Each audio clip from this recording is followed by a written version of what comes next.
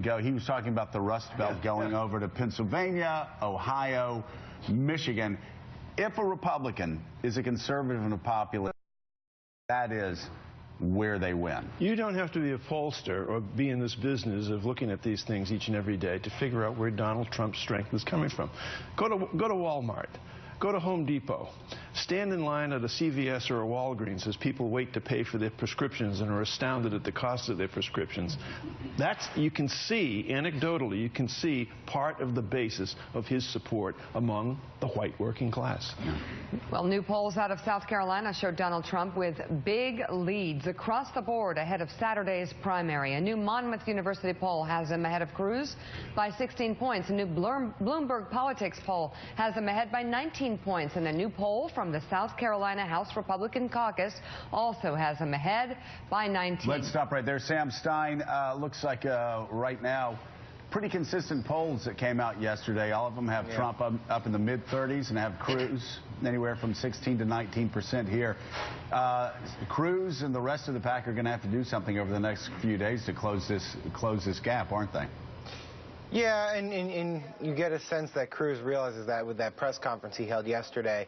I want to piggyback just a tiny bit on that clip you played of Trump and what Mike said in the last hour.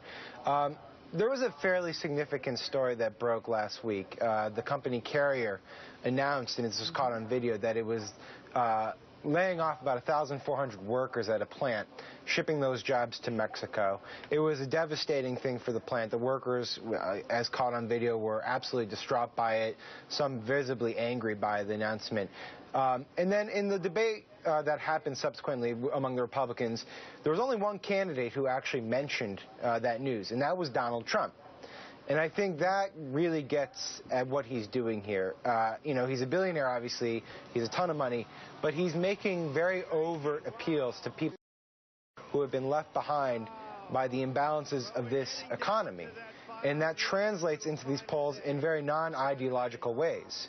So when he does say he can get votes from other people and other parties, he's being right. And the one last thing I want to note is that in your interview, one of the few things policy-wise that he harped on in terms of deficit reduction was a very democratic idea, which is taking government authority and using Medicare to negotiate prescription drug prices. That's something you hear from Democrats. That is not a Republican platform. And so he is sort of weirdly unideological. And I think that's what explains why his appeal is fairly consistent. Yeah, he is. And Mike, let's talk about the two states. One of them that you know very well, one that I know very well. The two states back-to-back. New Hampshire. You go into New Hampshire, you can drive past the factories that have been abandoned as you drive all through that state. There's no doubt that the economy has left many people in New Hampshire behind, even though they've got some good unemployment numbers. And a lot of factories over 30 years shut down, moved overseas. South Carolina, state I know pretty darn well. Textile mills have been absolutely hammered, in part by trade agreements and globalization that everybody in New York on Wall Street said this will be great for America. And Carrier leaving. I mean, I can go all the way back to the early 1970s and remember my parents talking about factories moving out of upstate New York, going to Japan. Factories moving out of upstate New York, going to Europe. When we lived in upstate New York. This has been the story of working class Americans since 1973. And I say 73 because average wages in America have dropped for working class people since 1973. Joe, the key there is the passage of time. You have the majority of the candidates running for president or running for any elective office, United States Senate over the past 5 years, talking in a 5 or 6 year time frame of what's happened to our economy. It's longer than that. It's 2 to 3 decades.